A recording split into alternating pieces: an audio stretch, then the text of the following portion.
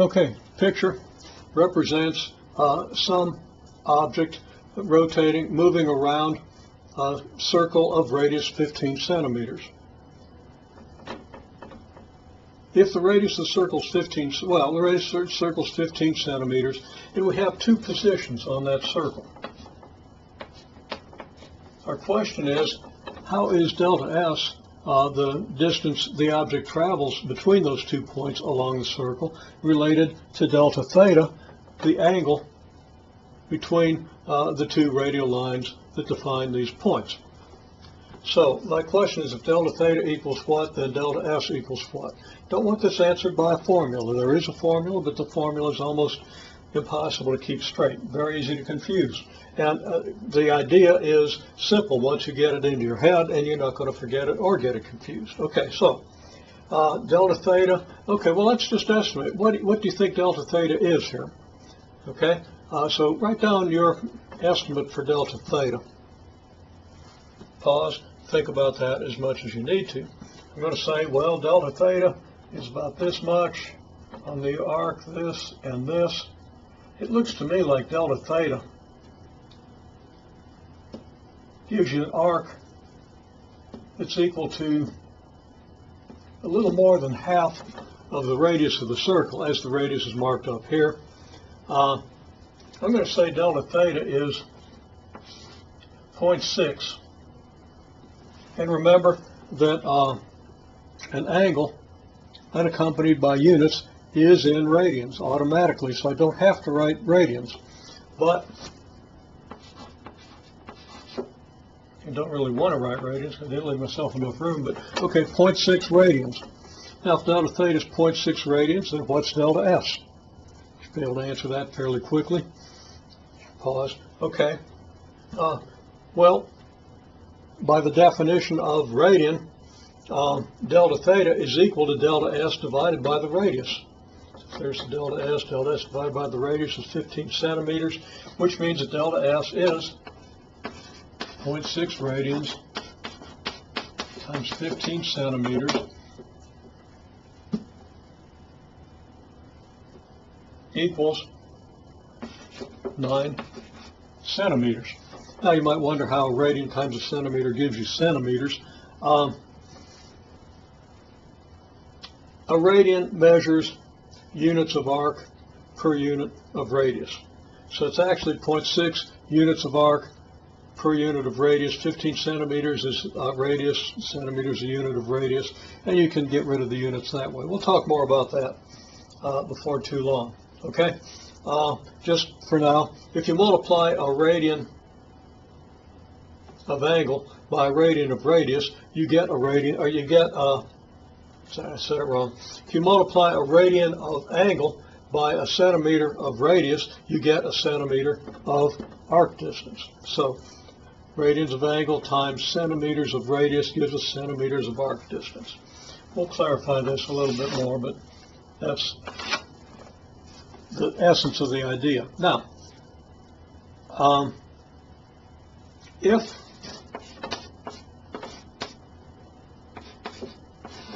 delta theta occurs in, let's say, 2 seconds,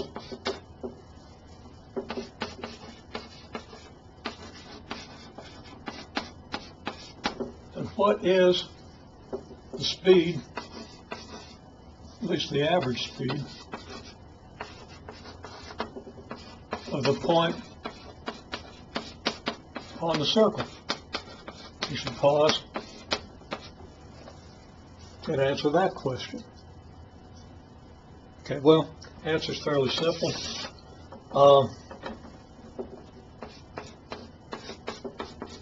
If delta theta occurs in 2 seconds, so does delta S. So the average speed is this distance, 9 centimeters, over 2 seconds, which is 4.5 centimeters per second.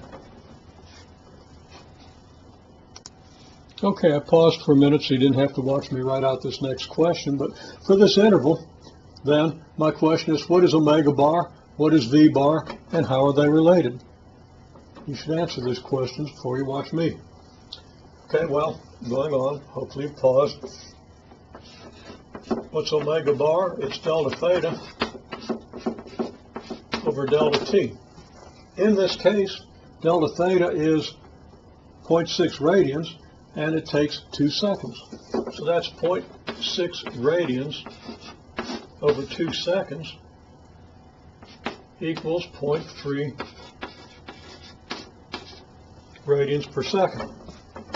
Okay, what's V bar? Well, we just found that out. That's 9 centimeters. It's delta S over delta T equals 9 centimeters for 2 seconds equals 4.5 centimeters per second. Now the question of how are they related? Give that just a little more thought. I'm going to pause here and write a little bit down. Okay, the main connection is this one. The delta S is 0.6 radians times 15 centimeters, or 9 centimeters. That relates the number of radians between here and here to the number of centimeters along the arc.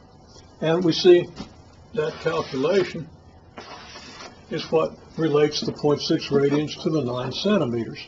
Another way we could have written this out, I could say that 9 centimeters instead of 0.6 centimeters, or 0.6 radians times 15 centimeters, I can actually write that as 0.6 radians times 15 centimeters per radian, knowing that a radian is the angle for which the arc length is equal to the radius. If the radius is 15 centimeters, then 15 centimeters of arc length corresponds to 1 radian. So you get 15 centimeters of arc length per radian of angle. And these are radians, not radius. This is radii. The radians divide out if you do that. One way or another you should understand, and everything is based on that definition of the radian and the way the radian is related to the arc length. And that definition tells you, in very intuitive terms, if you get used to it, that delta theta is delta S over R. Okay, if you divide if your delta S is R delta theta, then delta theta is delta S over R. Okay, and if 1 radian is an arc length, corresponds to an arc length equal to a radius, then an arc length equal to less than 1 or more than 1 radii will give you an angle less than 1 or more than 1 radian. Okay, so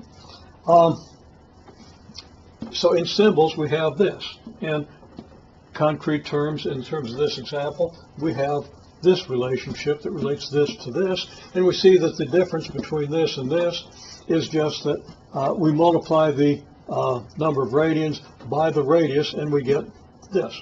Okay, so that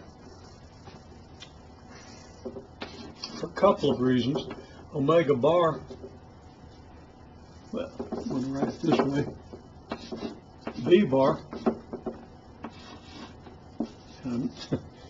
okay, equals omega bar times R.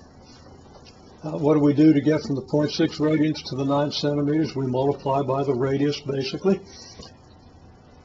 What do we do to get from delta S over delta T to, from delta theta over delta T to delta S over delta T? We multiply the delta theta by R to get the delta S.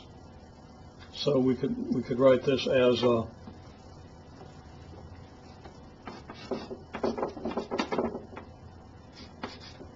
V bar is delta S over delta T, which is R delta theta over delta T, which is omega bar times R. So you should understand those connections and be able to reason them out so that you don't have to rely on formulas you don't completely have mastery over. Okay, you can use them to really understand how they go back to the definitions. And you can do that at this level. Again, there's a level at which it's no longer possible to do that. But this isn't that level. In a similar manner, excuse me,